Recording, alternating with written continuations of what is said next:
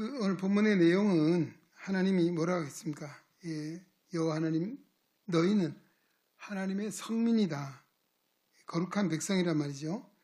지상의 만민족에서 내가 너를 택하여 나의 기업으로 삼았다. 기업의 백성으로 선택했다. 그래서 하나님이 너희를 기뻐하시고 또 너희를 택하심은 너희가 다른 민족보다도 수요가 많기 때문이 아니다. 오히려 다른 민족 중에서 가장 작은 민족이지만 하나님이 사랑해 주셨다는 것이죠.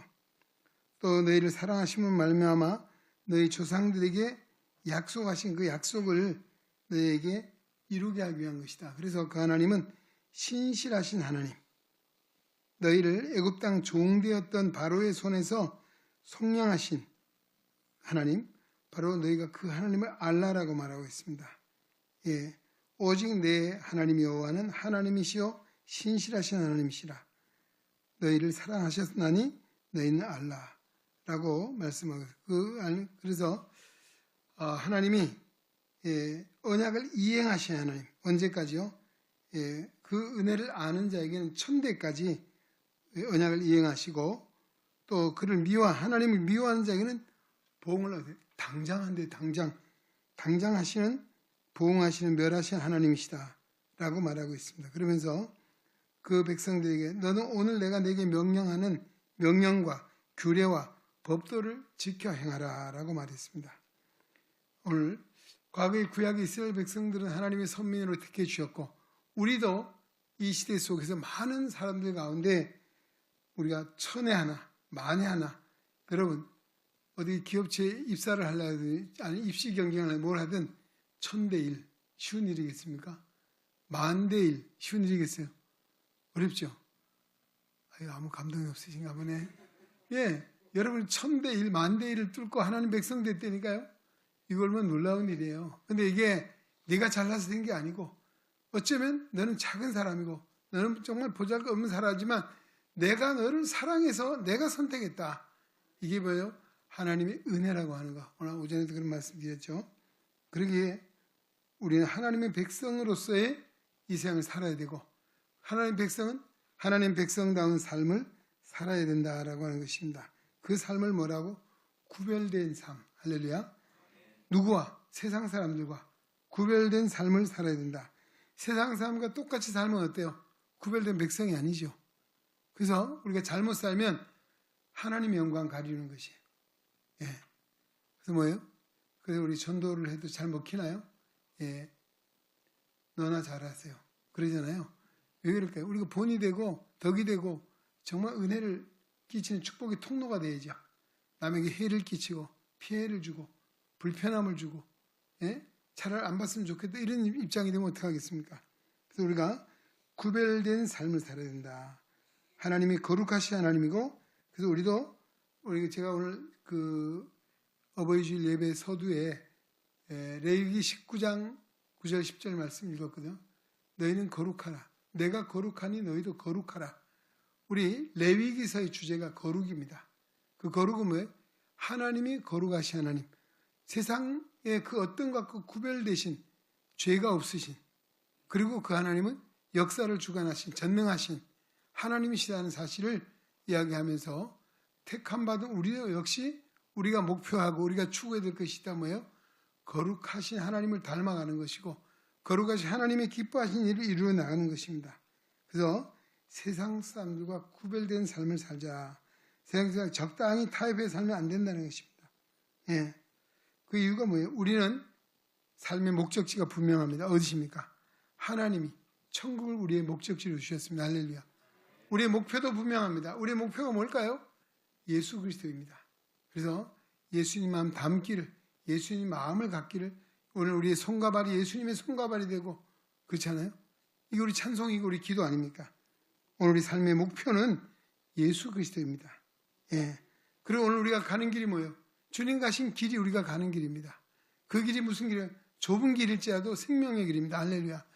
위험하고 협착한 길일지라도 거기가 바로 영원한 생명의 길이기에 우린 그 길을 가야 된다라고 하는 것이죠. 과거 이스라엘 백성들이 이 신명기는 뭐예요? 광야 40년 생활을 다 마감을 하고 이제 약속된 가나안 땅을 눈앞에 두면서 너희가 이제 저 땅에 들어가면 하나님 백성다운 삶을 살아. 왜? 거기는 이방 사람 7 족속이 있었어요. 여러분 그 앞절에 보면 이런 말씀이 있거든요.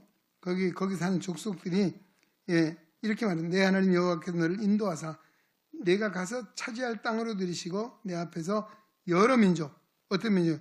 헷 족속, 기르가스 족속, 아모리 족속, 가나안 족속, 브리스 족속, 히위 족속, 여부스 족속. 적어도 7 족속이 살고요. 근데 잘 살아요. 근데 그 족속들은 다 하나님을 믿는 족속이 아니에요. 우상을 숭배해요. 그 이스라엘 백성들이 가서 광야로 40년 생활이 얼마나 공고하고 힘들었겠습니까? 물론 하나님이 인도하셨어요.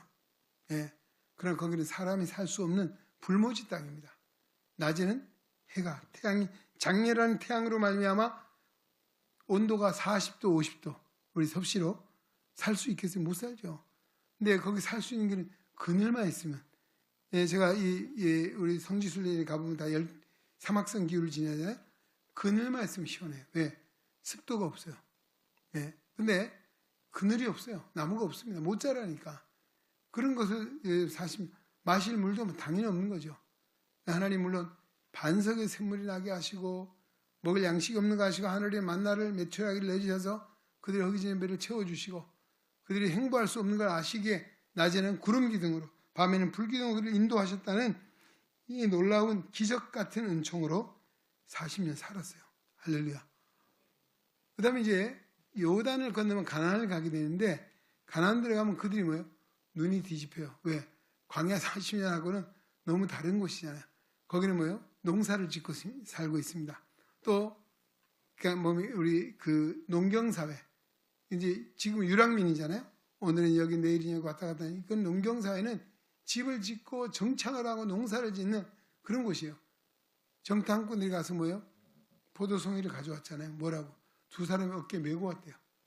얼마나 그래서 그 땅을 젖과 꿀이 흐르는 가나안 땅이라고. 그래서 거기 가면 왜 그런가 하면 이들이 그 땅 사람을 자세히 보니까 우리보다 잘 사네. 참 훌륭하네. 그러면 뭐예요? 가만히 보니까 우상을 숭배하거든요. 이방의 신을 섬기거든요. 바로 그 현혹이 될까 봐 그들을 쫓아내려는 거죠. 그들은 뭐예요? 진멸하라고 말해요. 진멸. 여러분 진멸이 뭐예요? 시도 냉기지 말고 싹 없애라는 거예요. 무섭죠? 무서운 하나님이 진멸. 이 뭔가 하면 왜 그러면 그들 닮을까 봐 그들의 물이 될까 봐 하나님 그래서 진멸한 그 백성을 보호하시고 그 백성을 사랑하시고 그 백성의 약속된 복을 이루기 위해서는 그들이 이방 사람들의 물이 되어서는 절대 될 수가 없거든요. 그래서 진멸하라는 말을 하고 있습니다.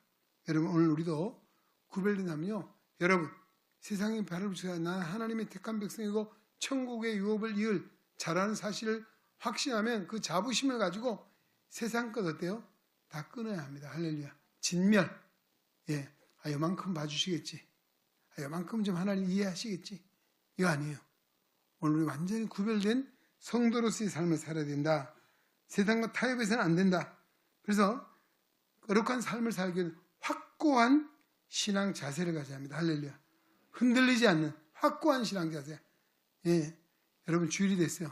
야 오늘 뭐 동창회 오라는데 뭐 저렇게 잔치집인데 뭐가 있는데 이런 일 많잖아요. 믿음 지키려면 어떻게 해요? 우선순위를 어디에 두느냐. 먼저 하나님 앞에 두는 것이죠. 할렐루야. 타협하면 안 됩니다.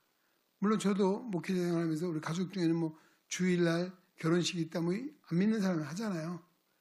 저는 미리 찾아가든지 미리 얘기를 해서 이런 상황에 양해를 구하고 축의금을 전하든지 또 끝나고라도 가서 만나고 이런 식으로 해서 요즘은 이제 목사가 된 줄 아니까 아예 주일날 행사에 연락 안 합니다. 할렐루야. 제가 자유함을 얻었습니다. 그런 거예요.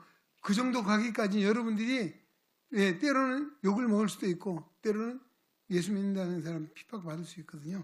그러나 이런 것조차도 우리가 철저하게 하지 않으면 세상 사람에 끌려서 이것도 저것도 할 수 없는 거예요. 그래서 확고한 신앙 자세를 가지려면 세상과 타협하지 않는 결단, 여기 진멸이라고 하는 말이 참 무서운 말인데 하나님은 철저하신 하나님. 할렐루야. 우리의 믿음도 철저해야 돼요. 왔다 갔다 해서 안 되면 적당히 살아도 안 된다는 것입니다.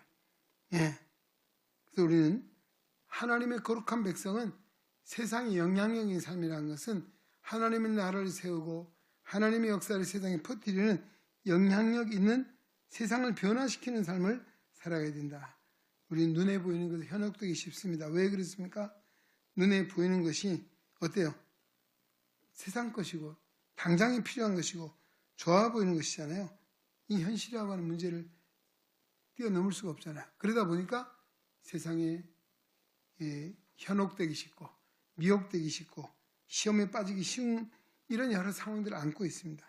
그래서 오늘 우리 연약함을 극복하고 어떻게 하면 우리가 이 세상에서 확고한 신앙의 자세를 가지고 승리자의 삶을 살아갈 수 있을 것인가? 세 가지 말씀. 첫째는 하나님의 전신갑주를 입으라고 말하고 있습니다. 할렐루야. 예. 자, 주무시는 분 안 계시죠? 제가 오늘 예배 이렇게 보니까 전 사실 여기 있으면 잘 다 안 보이기도 하고 잘 못 보기도 하는데, 예. 특히 몇몇 분들이 고정된 조는 분들이 계셔. 예. 그거는 왜 그런지, 물론 몸이 아파서 약해서 그런가, 아니면 주일날 예배에 워낙 약해서 그런가, 예. 안타까운 마음이 많이 있어요.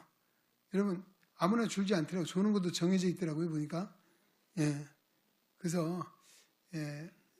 내가 천사람 안 보이는 뿅망치를 가지고 빵! 하고 때려주고 싶은데, 그러지도 못하겠고, 오늘 여기 강사님이 계속 봐도 성가대에서 이분은 별로 그런 분이 없는 것 같아요. 일부에 4명이 있었어요. 4명. 정신을 못 차려요. 그냥, 예. 아예 잠에 푹 빠졌는지 참 안타까운 그런 마음이 있는데, 어쨌든 우리가 예배 시간 참 조르마귀가 제일 무서운 것 같아요. 조르마귀로부터 자유함을 얻어야 되는데, 예. 하여튼 에베소서에 보면 이런 말입니다. 마귀의 간계를 능히 대적하기 위하여 하나님의 전신갑주를 입으라.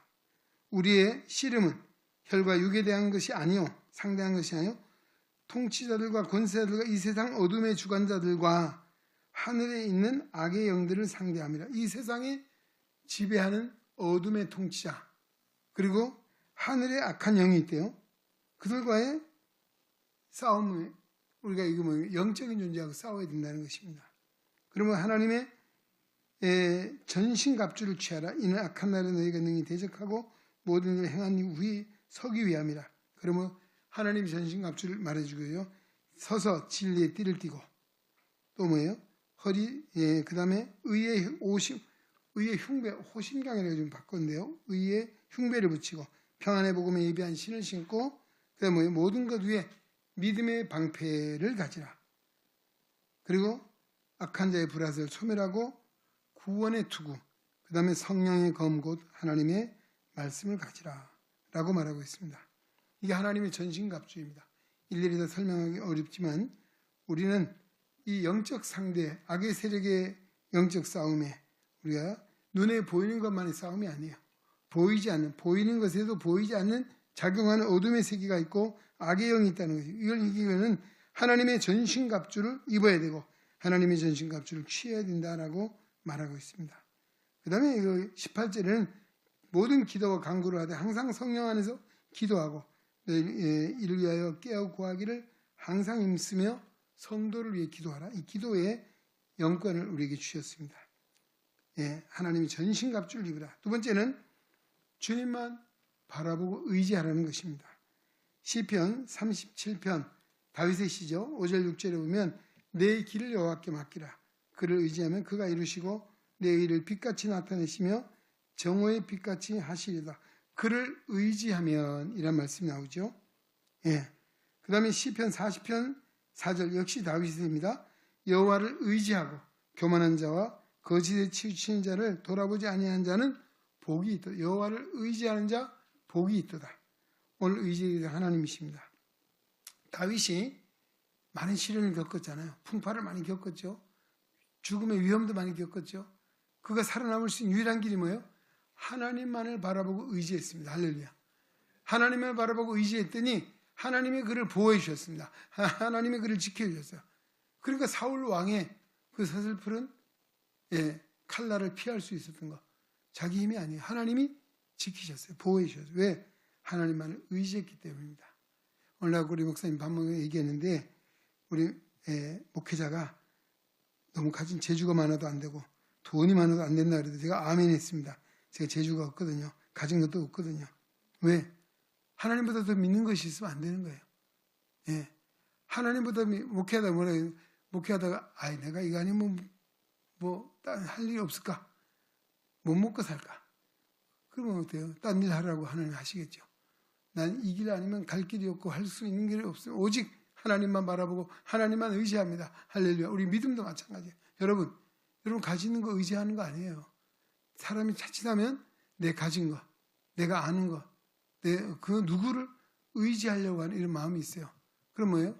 그래, 하나님은 잘해봐라. 내가 안 도와줘도 되겠구나. 되겠습니까? 어떻게 믿고 의지합니까? 그 인생은 다 유한한 존재입니다. 그렇죠? 예, 그렇습니다. 눈에 보이는 것 잠깐이라 했습니다. 예. 그래서 하나님만을 오직 의지하고 바라보라. 할렐루야. 이것이 우리가 성도다운 삶을 살게 되고 하나님의 보호와 하나님의 은총을 믿고 살게 된다는 것이고, 마지막 한 가지는 우리가 세상에 악이 많잖아요. 어떻게 이길 수 있습니까? 악하고 싸우려면 더 악해져야 되겠죠.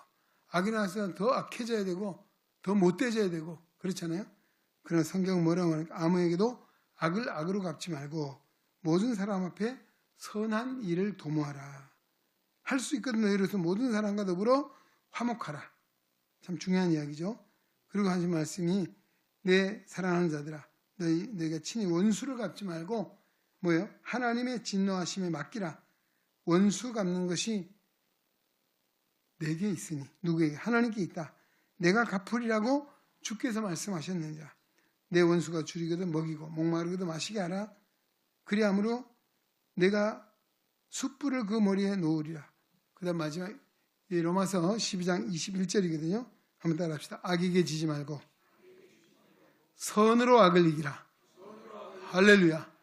이게 세상 사람과 다른 거예요. 예, 세상 사람 다른 것이 뭐예요? 세상 사람 악을 악으로 이기려면 아까 우리 그 비전 얘기하시고 뭐 얘기했죠? 예, 드림 얘기했고 또 뭐예요? 야망 얘기, 앰비셔스 야망이 있잖아요.